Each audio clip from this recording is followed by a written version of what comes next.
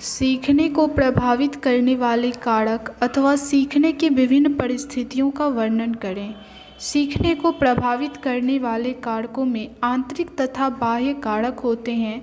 आंतरिक कारकों में विषय सामग्री का स्वरूप, बालकों का शारीरिक व मानसिक स्वास्थ्य, परिपक्वता, सीखने का समय, सीखने की इच्छा, प्रेरणा या अभिप्रेरणा, सीखने की प्रक्रिया, सीखने की विधि आदि प्रमुख है।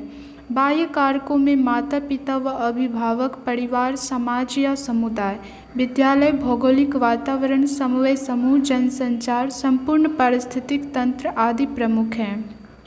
तो सबसे पहला कारक है अपना परिवार। माता पिता तथा परिवार के अन्य सदस्य के साथ अंतःक्रिया करते हुए समाज की परंपरा, रीति रिवाज, वेशभूषा, भाषा, संस्कृति आदि को बच्चे सीखते हैं। जिस परिवार में बच्चे को सतत सहयोग और प्रोत्साहन मिलता है वहाँ बच्चे जल्दी तथा अच्छे से सीखते हैं। इसके उलट परिवार का माहौल कलहपूर्ण होने पर बच्चा नहीं सीखता है। वह विद्यालय में भी सहसा सहमा रहता है, पीछे बैठता है तथा सीखने में रुचि नहीं लेता है। दूसरा है समवय या समकक्षी समूह। अपने समवय समूह के साथ बच्चे खुलकर अपने आप को अभिव्यक्त करते हैं क्योंकि वहाँ बातचीत करने की आज़ादी होती है। कभी कभी गलत समूह में पढ़कर अनुचित व्यवहार भी सीख लेते हैं, जैसे चोरी करना, झूठ बोलना, उग्र स्वभाव प्रदर्शित करना आदि। समवय समूह एक तरीके से बच्चे का संसार फैलाने में सहायता करता है और भिन्न भिन्न बच्चों के संपर्क से विभिन्न प्रकार की विचारधारा और संभावनाओं से उन्हें परिचित कराता है। शिक्षकों को चाहिए कि बच्चों को स्वस्थ एवं सौहार्दपूर्ण माहौल प्रदान कर भाईचारे की भावना तथा भावात्मक एकता को बढ़ावा दे। इससे उनमें सकारात्मक सोच को बल मिलता है।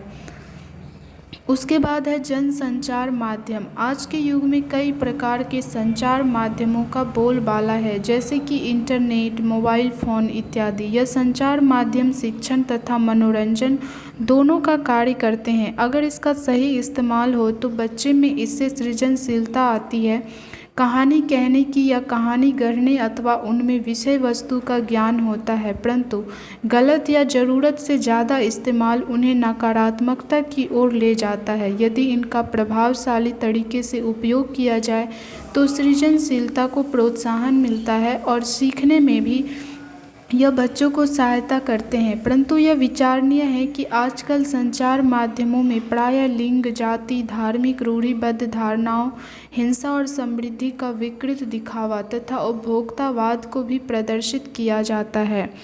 हिंसक चलचित्रों का बच्चों पर प्रतिकूल असर पड़ता है। अतः यह सुनिश्चित करना आवश्यक है कि बच्चों को जिस सामग्री के प्रति उन्मुख किया जा रहा है उससे उनके संतुलित विकास में सहायता मिले और किसी प्रकार का दूषित प्रभाव ना पड़े।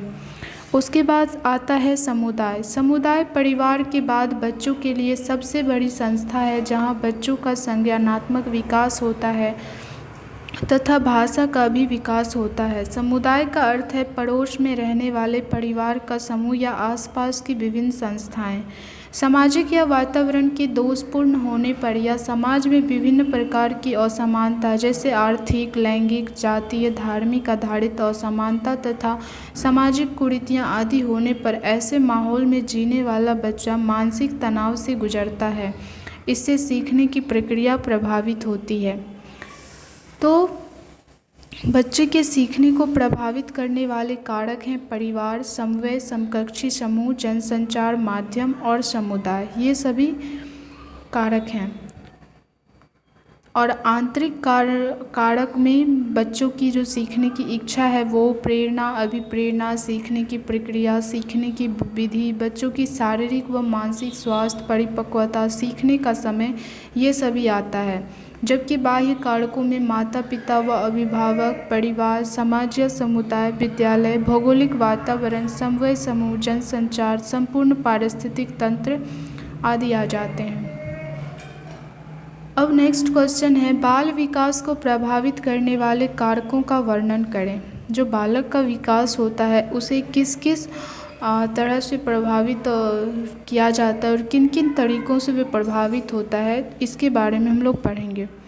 तो बाल विकास को प्रभावित करने वाले कारक निम्नलिखित हैं, जैसे वंशानुक्रम, वातावरण, आहार, अंतःस्रावी ग्रंथियां, बुद्धि, यौन एवं लिंग, भयंकर रोग एवं चोट। तो सबके बारे में एक एक करके पढ़ते हैं। सबसे पहले वंशानुक्रम। इसमें जीन को आधार मानते हुए गुणों के विकास की प्रक्रिया का उल्लेख व प्रतिफल माना जाता है। बालक के कद, आकृति, बुद्धि, चरित्र आदि संबंधी विशेषताएं वंशानुक्रम से प्रभावित हो जाती है और ये पीढ़ी दर पीढ़ी चलती है। वातावरण में सामाजिक व बौद्धिक दोनों घटक ही बालकों के विकास पर प्रभाव डालते हैं। वातावरण के प्रभाव से व्यक्ति अनेक तरह से प्रभावित होते हैं तथा उनमें अनेक विशेषताओं का विकास होता है। वातावरण का प्रभाव बालक के ऊपर उसके शैशवावस्था से ही होने लगता है। बालक के जीवन दर्शन एवं शैली का स्वरूप स्कूल, समाज, पड़ोस तथा परिवार के प्रभाव के परिणाम स्वरूप स्पष्ट होता है। आगे चलकर बालक वातावरण को प्रभावित करने की क्षमता विकसित कर लेता है। तीसरा है आहार, जिसे हम भोजन कहते हैं। गर्भकाल से लेकर मृत्यु पर्यंत उचित आहार ही स्वास्थ्य को उचित पोषण देता है, जो विकास के लिए अत्यंत आवश्यक है। पोषाहार में कमी रह जाने से बच्चे कुपोषित हो जाते हैं, उनका शारीरिक तथा मानसिक विकास सही ढंग से नहीं हो पाता है। चौथा है अंतःस्रावी ग्रंथियाँ। बच्चों के अंदर पाई जाने वाली ग्रंथियाँ भी भिन्न भिन्न व्यवहारों का कारक होती है, जो बौद्धिक एवं शारीरिक विकास के लिए अत्यंत आवश्यक होती है। उदाहरण स्वरूप अवटुका ग्रंथि थायराइड के बढ़ जाने से शरीर का रक्तचाप तथा धड़कन में अनियंत्रण आ जाती है। अगर थायराइड से निकलने वाले थायरॉक्सिन हार्मोन में कमी रह जाती है तो बालक बौना रह जाता है। उसके बाद पांचवा है बुद्धि। बच्चों की बुद्धि का स्तर भी उनके विकास का प्रमुख घटक होता है। बच्चे यदा कदा अपनी बुद्धि का प्रयोग अपने विकास हेतु अवश्य करते हैं।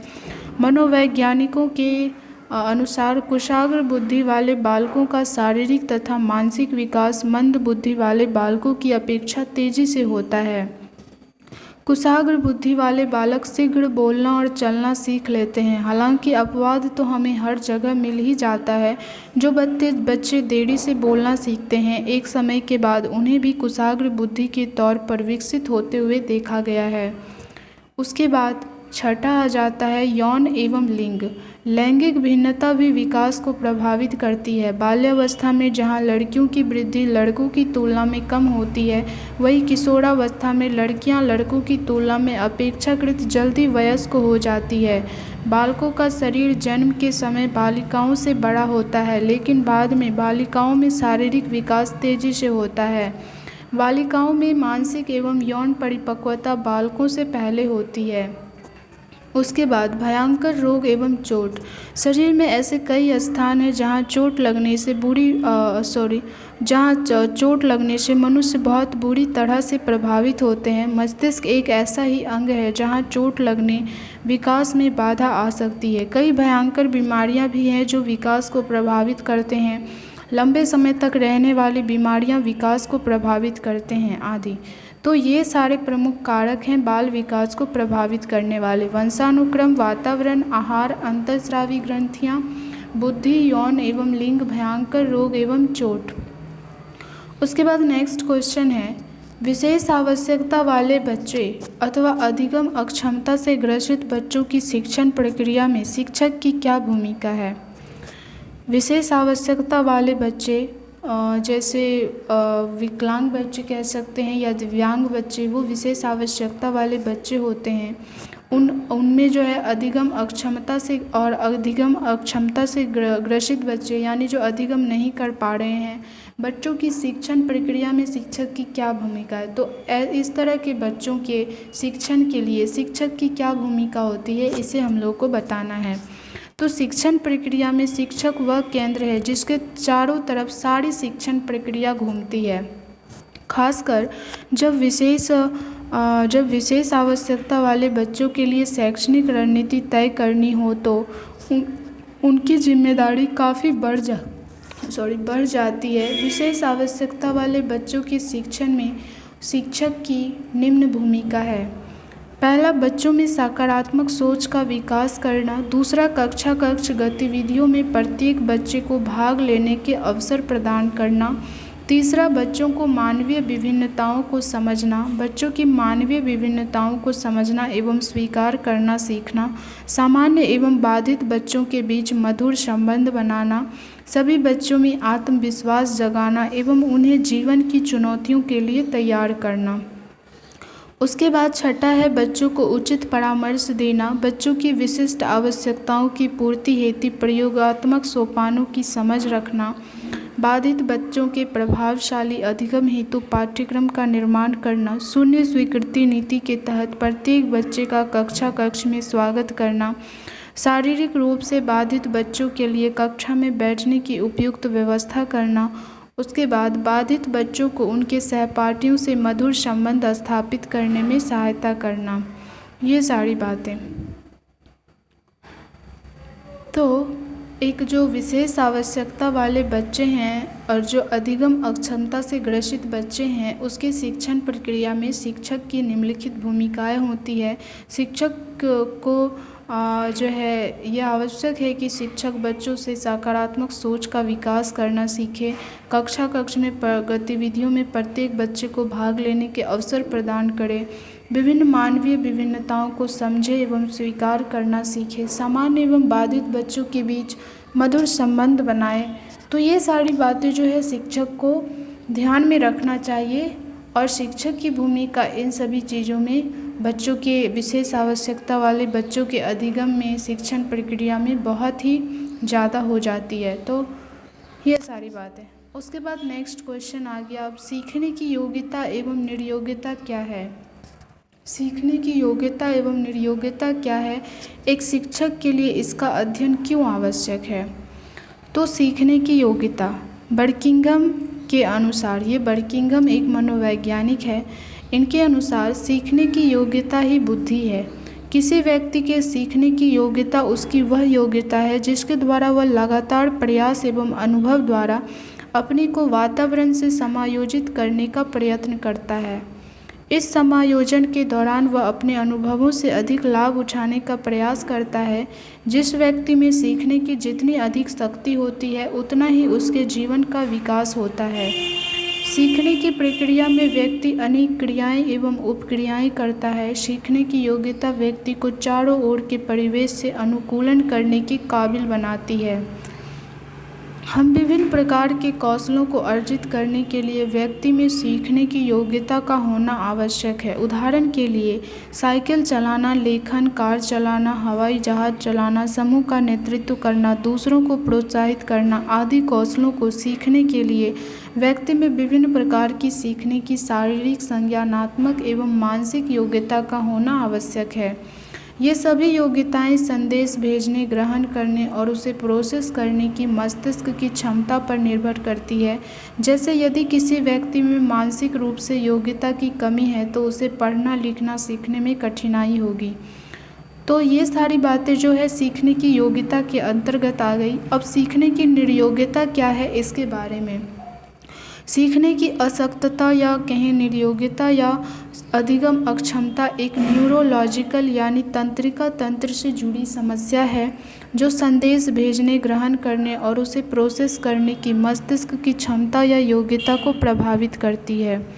सीखने की अशक्तता से जूझ रहे बच्चों को पढ़ने, लिखने, बोलने, सुनने, गणित के सवालों और सूत्रों को समझने और सामान्य अवधारणाओं को समझने में कठिनाई आ सकती है।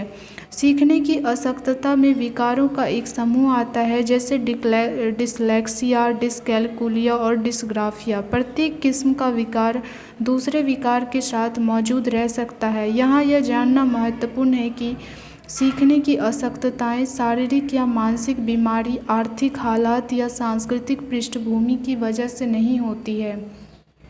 यह संकेत भी वे नहीं करती कि बच्चा कमज़ोर या आलसी है। तो एक शिक्षक को सीखने की योग्यता एवं निर्योग्यता के संदर्भों में अध्ययन करना आवश्यक है जिससे वह बच्चों में सीखने की योग्यता एवं निर्योग्यता की पहचान कर सके। कुछ बच्चे धीमी गति से सीखना शुरू करते हैं लेकिन आखिरकार अपनी पढ़ाई लिखाई और दूसरी गतिविधियों को सीखने और उनसे तालमेल बैठाने में समर्थ हो जाते हैं। कुछ बच्चों की विशिष्ट किस्म की गतिविधियों को सीखने में दिलचस्पी नहीं हो सकती है, जैसे नई भाषा को सीखना, कोई नई खास गतिविधि या निपुणता को सीखना, या कोई अकादमिक विषय या खेलों में या दूसरी बाहरी गतिविधियों में उनकी रुचि नहीं हो सकती है। ये सब रुझान बच्चे की रुचियों के बारे में बताते हैं और सीखने की आसक्तता के सूचक नहीं हैं। तो इसके अलावा यदि बच्चे में सीखने की निर्योग्यता है तो वो लोक लाज का भय या कलंक, कमतर उपलब्धि और सीखने की आसक्तता के बारे में गलतफहमी अभिभावकों और बच्चों के लिए इस समस्या से निजात पाने की कोशिश के आगे अभी भी गतिरोध बनी हुई है। अगर सीखने की आसक्तता का ख्याल नहीं किया जाता तो लाखों व्यक्ति, खासकर बच्चों का पीछे छूट जाने का खतरा है। उनका आत्मसम्मान कम होता जाता है, इसका बोझ बढ़ता जाता, उनसे कमतर उम्मीदें रहती और अपने सपनों को पूरा करने की उनकी क्षमता का ह्रास होता जाता है। ऐसे में शिक्षकों की भूमिका महत्वपूर्ण हो जाती है कि वे बच्चों की क्षमताओं व अक्षमताओं को पहचान कर उनका उचित उपचार करें। जहाँ ज़रूरत हो विशेषज्ञों की मदद ले और मार्गदर्शन कर सकते हैं। तो एक शिक्षक के लिए यह बनता है कि वे बच्चे की योग्यता और निर्योग्यता की पहचान कर सके। तो सीखने की योग्यता एवं निर्योग्यता का अध्ययन हम लोगों ने किया, और एक शिक्षक के लिए इसका अध्ययन क्यों आवश्यक है ये जानना शिक्षक के लिए बहुत ज़रूरी है, ये भी जाना। अब आगे सीखने के लिए निर्योग्यता या लर्निंग डिसेबिलिटी के विभिन्न प्रकारों का वर्णन करें। सीखने की आसक्तता की पहचान कैसे होती है? तो सीखने की विकलांगता को कभी कभी सीखने का विकार, लर्निंग डिसऑर्डर भी कहा जाता है। सीखने की विकलांगता के विभिन्न प्रकार नीचे दिए गए हैं। एफेसिया इसे वाचाघात कहते हैं, यानी वाच मतलब बोलना। तो वाचाघात, वाच में आघात यानी वाच में खराबी, बोलने में खराबी हो जाती है। तो इस तरीके से तो चलिए एफेसिया को समझते हैं। वाचाघात भाषा की हानि है जिससे भाषा का निर्माण या भाषा की समझ और पढ़ने या लिखने की क्षमता प्रभावित होती है। तो एफेसिया, कुछ बच्चों में एफेसिया होती है, जैसे उसमें जो भाषा का निर्माण नहीं हो पाता है, वो भाषा को समझ नहीं पाते हैं, ना पढ़ पाते हैं और ना लिख पाते हैं। तो भाषा की अक्षमता को हम लोग एफेसिया कहते हैं। उसके बाद दूसरा है डिसलेक्सिया, पढ़ने में कठिनाई। डिसलेक्सिया का तात्पर्य पढ़ने में कठिनाई है। ये बच्चे अक्षर को उल्टा देखते हैं या पीछे की तरफ लिखते हैं। कुछ लोग वाक विकार डिसलेक्सिया को आँखों की समस्या के तौर पर देखते हैं। बच्चा अगर बी को डी लिख रहा है और डब्लू को एम लिख रहा है, तो इस तरह का अगर गलती कर रहा है और पढ़ने में अगर वो डब्लू को एम पढ़ रहा है और पी को क्यू पढ़ रहा है, ऐसा कर रहा है, तो वो बच्चा जो है डिसलेक्सिया से ग्रसित है। इसलिए इसे जो है आँखों की समस्या के तौर पर भी देखा जाता है, क्योंकि बच्चे पढ़ने में कठिनाई का महसूस करते हैं।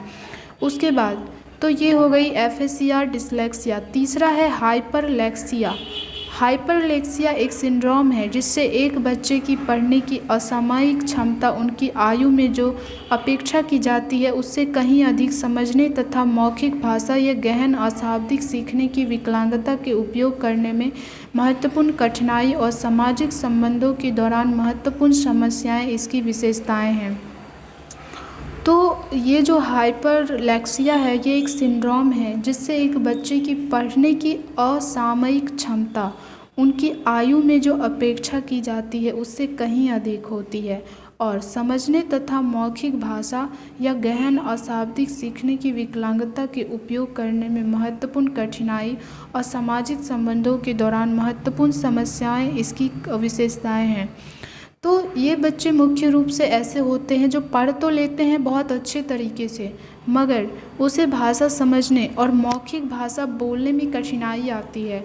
वो पढ़ेंगे बहुत अच्छे तरीके से, वो उसे जानकारी है, वो समझ भी रहे हैं, लेकिन वो उसे मौखिक तरीके से विजुअल तरीके से जो है किसी के सामने या फिर समाज में या अपने दोस्तों के साथ किसी के सामने बोल नहीं पाते हैं खुलकर।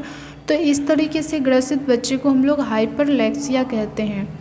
उसके बाद डिसकैलकुलिया, इसमें गणित सीखने या समझने में कठिनाई, कैलकुलिया का ही मतलब हो गया कैलकुलेटर से संबंधित, यानी गणना करने से संबंधित। तो इसमें गणित सीखने या समझने में कठिनाई होती है, जैसे कि संख्याओं को समझने में, संख्याओं में बदलाव करने के तरीके सीखने में और गणित में तथ्यों को सीखने में कठिनाई होती है। इसे आमतौर पर एक विशिष्ट विकासात्मक विकार के रूप में देखा जाता है। तो डिस्कैलकुलिया क्या है ये हम समझ चुके हैं। तो ये गणित नहीं सीखने या गणित करने में कठिनाई महसूस होती है, तो इसे हम लोग डिस्कैलकुलिया कहते हैं।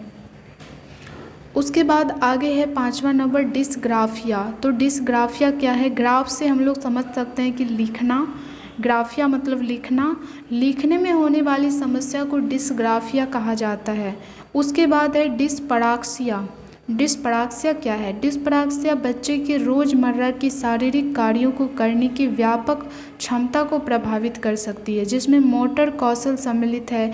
इसमें कूदने, स्पष्ट रूप से बोलना और एक पेंसिल को पकड़ने जैसी चीज़ें सम्मिलित हो सकती है। तो इसे हम डिस्पराक्सिया कहते हैं कि बच्चे जल्दी पेंसिल नहीं पकड़ना चाहते या फिर वो कूदते नहीं हैं, वो स्पष्ट रूप से बोलते नहीं हैं, एक तरह से कह सकते हैं तुतलाता है। तो वो बच्चे जो हैं डिस्पराक्सिया से ग्रसित हैं, उनके रोज़मर्रा की शारीरिक कार्यों को करने में कुछ कुछ अक्षमताएं दिखती है। तो ये इस तरह से जो है डिस्पराक्सिया से ग्रसित बच्चे हो सकते हैं। उसके बाद दूसरा है शारीरिक डिस्फॉर्मिक विकार BDD। इसे हम लोग BDD भी बोलते हैं, बॉडी शारीरिक मतलब बॉडी डिस्मॉर्फिक और विकार।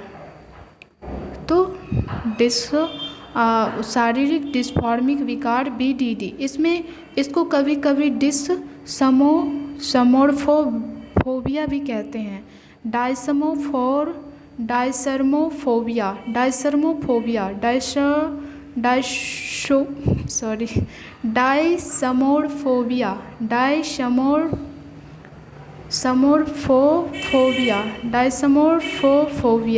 भी कहा जाता है। यह एक मानसिक विकार है जिसे ऑब्जेक्टिव विचार से देखा जाता है कि किसी की अपनी उपस्थिति के कुछ पहलू गंभीर रूप से दोषपूर्ण होते हैं और उसे छुपाने या उसे ठीक करने के लिए असाधारण उपायों की आवश्यकता होती है।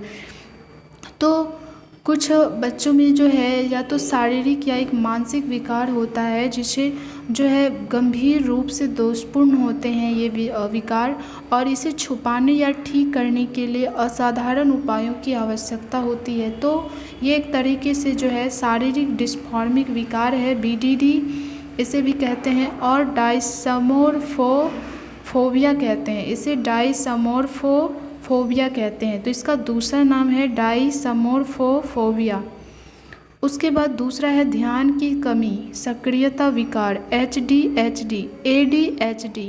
ADHD। यह न्यूरो डेवलपमेंट प्रकार का एक मानसिक विकार है। इसकी मुख्य विशेषता है ध्यान केंद्रित करने की समस्या, अत्यधिक गतिविधि या व्यवहार को नियंत्रित करने में कठिनाई जो कि उस व्यक्ति की आयु के लिए उपयुक्त नहीं है। एक व्यक्ति में 12 वर्ष का होने से पहले लक्षण दिखाई देते हैं और यह 6 महीने से अधिक समय तक मौजूद होते हैं तथा कम से कम 2 सेटिंग जैसे स्कूल, घर या मनोरंजन गतिविधियों में समस्याएं पैदा होती है। बच्चों में ध्यान देने की समस्या स्कूल के प्रदर्शन को खराब कर सकती है। यद्यपि यह विशेष रूप से आधुनिक समाज में हानिकारक कारण बनता है। ADHD वाले कई बच्चे उन कार्यों के लिए बेहतर ध्यान देते हैं जो उन्हें रुचिकर लगते हैं। तो ध्यान देने की कमी को हम लोग क्या कहते हैं? ADHD कहते हैं। और इस तरीके से भी बच्चे में अधिगम अक्षमता देखी जाती है कि वो ध्यान नहीं देते हैं किसी चीज़ का, और ये जो है 12 वर्ष के अंतर्गत ही होता है। उसके बाद स्वलीनता, यह एक जटिल न्यूरो बिहेवियरल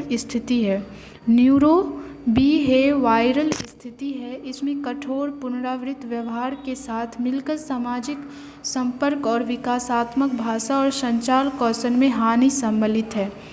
तो ये स्वलीनता है, यानी खुद की जो है स्वलीनता खुद में नहीं आ पाता है। यह एक जटिल न्यूरो बिहेवियरल स्थिति है। जो बच्चे के व्यवहार में कुछ परिवर्तन देखा जाता है ये उससे संबंधित है। और बच्चे जो पुनरावृत्त व्यवहार के साथ मिलकर सामाजिक संपर्क और विकासात्मक भाषा और संचार कौशल में हानि सम्मिलित करता है। तो इस प्रकार से स्वलीनता जो है बिहेवियरल वायरल स्थिति है। उसके बाद सेरेब्रल पॉल्सी क्या है?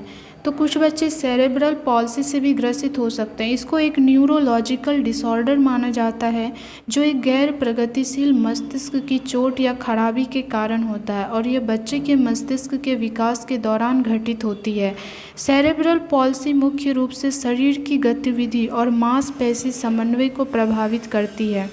सेरेब्रल पॉल्सी शरीर की गतिविधि, मांसपेशियों का नियंत्रण, मांसपेशी समन्वय, मांसपेशियों की टोन, रिफ्लेक्स, आसन और संतुलन को प्रभावित करती है। यह उत्कृष्ट मोटर कौशल, गतिक कौशल कह सकते हैं, सकल मोटर कौशल और मौखिक मोटर कामकाज पर भी प्रभाव डाल सकता है। तो ये सारी जितने भी सीखने की अक्षमता हम लोगों ने अभी पढ़ी, सीखने की अक्षमताओं की पहचान एक जटिल प्रक्रिया है। पहला कदम तो ये है कि देखने, सुनने और विकास संबंधी समस्याओं को छांट लिया जाए जो अंतर्निहित अक्षमता के ऊपर नज़र आ सकती है।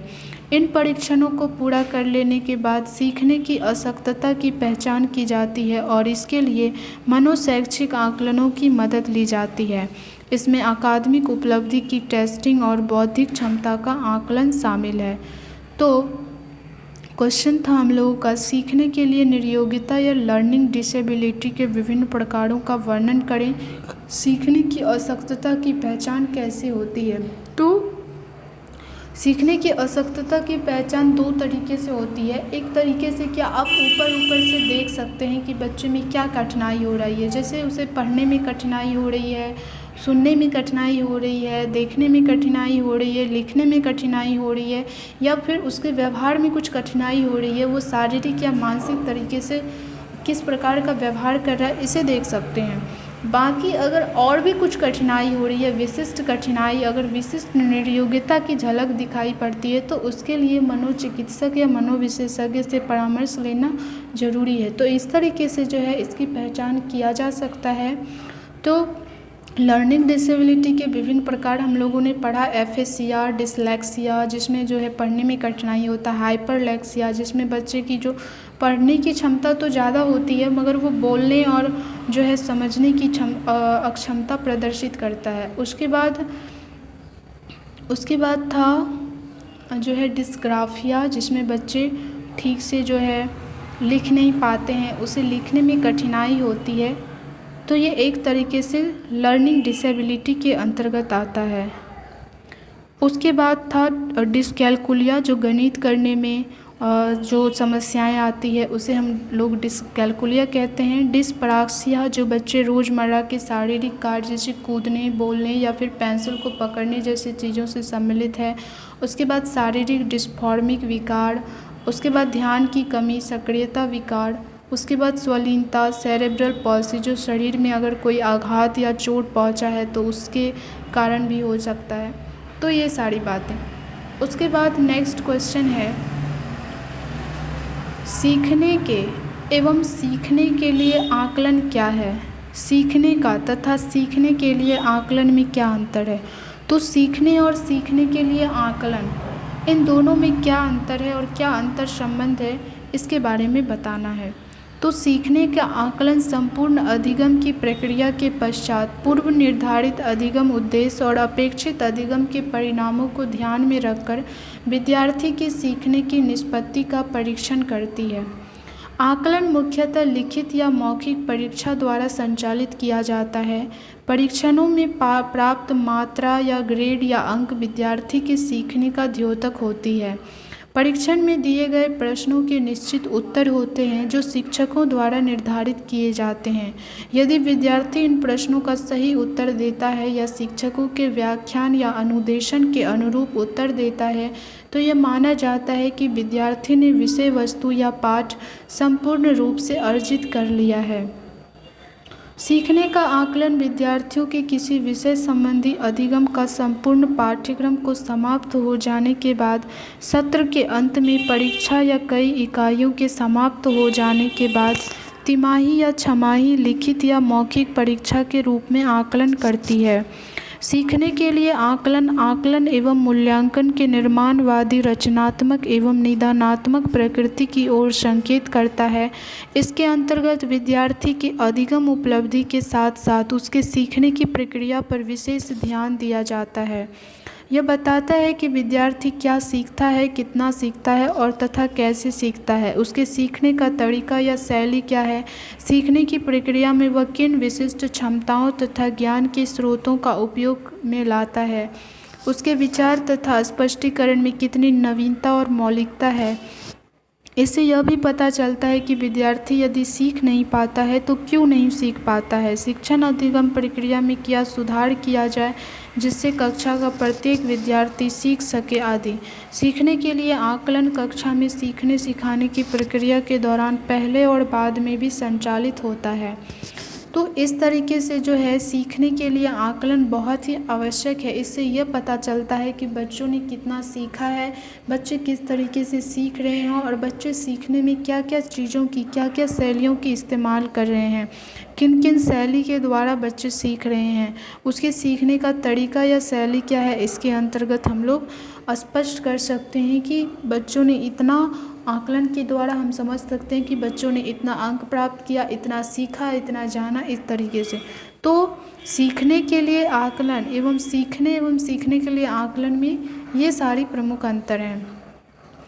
उसके बाद नेक्स्ट क्वेश्चन है, बच्चों के सीखने का आकलन क्यों किया जाना चाहिए। तो अभी मैंने बताया कि सीखने का आकलन इसलिए किया जाना चाहिए ताकि ये पता चल सके कि बच्चे ने क्या सीखा, कितना सीखा, क्या समझ विकसित हुई उनमें, और जो भी पाठ्यक्रम है या पाठ्य पुस्तक से जो भी सामग्री उसे बताई गई, जो भी विषय वस्तु उसे सिखाई गई, क्या उसमें उसकी समझ विकसित हुई। इसके लिए आकलन करना बहुत ही ज़रूरी है। तो चलिए आगे पढ़ते हैं, बच्चों की सीखने का आकलन क्यों किया जाना चाहिए। हम सभी बच्चों की सीखने और अच्छी शिक्षा पाने को लेकर चिंतित हैं। प्राथमिक कक्षाओं में आकलन क्यों किया जाना चाहिए, इसके बहुत से कारण हैं। हम कुछ मुख्य कार्यों में नज़र डालते हैं। इनमें से कुछ आप पहले से ही जानते होंगे और कुछ तो सीखने सिखाने की प्रक्रिया के दौरान इस्तेमाल भी करते होंगे। कुछ महत्वपूर्ण कार्य है, जैसे भिन्न भिन्न विषयों में समय की एक अवधि विशेष में बच्चे की प्रगति और उनमें आने वाले परिवर्तनों का पता लगाना। दूसरा, बच्चों की व्यक्तिगत और विशेष ज़रूरतों को पहचानना। तीसरा, अधिगम उपयुक्त तरीकों के आधार पर अध्यापन और सीखने की स्थितियों की योजना बनाना। कोई बच्चा क्या कर सकता है और क्या नहीं, उसकी किन चीज़ों में विशेष रुचि है, वह क्या करना चाहता है और क्या नहीं, इन सब के प्रति समझ बनाने और महसूस करने में बच्चा की मदद करना। उसके बाद बच्चों को कुछ प्राप्त कर पाने या पूर्णता की भावना के विकास के लिए प्रोत्साहित करना। कक्षा में चल रही सीखने सिखाने की प्रक्रिया को बेहतर बनाना। बच्चे की प्रगति के प्रमाण तय कर पाना जिन्हें अभिभावकों और दूसरों तक संप्रेषित किया जा सके। बच्चे के आकलन के प्रति व्याप्त भय को दूर करना और उन्हें स्व आकलन के लिए प्रोत्साहित करना। प्रत्येक बच्चे के सीखने और विकास में मदद करना और सुधार की संभावनाएं खोजना। तो बच्चों को के सीखने का आकलन इसलिए किया जाना चाहिए, ये सारे पॉइंट महत्वपूर्ण हैं। जैसे भिन्न भिन्न विषयों में समय की अवधि विशेष के लिए बच्चे की प्रगति जानने और उसमें आने वाले परिवर्तनों को जानने के लिए जो है पता लगाने के लिए आकलन ज़रूरी है। बच्चों की व्यक्तिगत और विशेष ज़रूरतों की पहचानने के लिए भी आकलन ज़रूरी है कि उन्होंने कितना सीखा और उसे कितना सिखाना है इस बारे में। उसके बाद उपयुक्त तरीकों के आधार पर अध्यापन और सीखने की स्थितियों की योजना बनाने के लिए भी बच्चों का आकलन ज़रूरी है। कोई बच्चा क्या कर सकता है और क्या नहीं, उसकी किन चीज़ों में विशेष रुचि है, क्या करना चाहता है और क्या नहीं, इन सब के प्रति समझ बनाने के लिए और महसूस करने में भी बच्चों की मदद करना। तो इसे करने के लिए सबसे पहले आकलन ज़रूरी है। आकलन के द्वारा ही हम बच्चों में ये समझ विकसित हो सकता है बच्चों के अंतर्गत कि हमें बच्चे को और किन चीज़ों की ओर ले जाना है।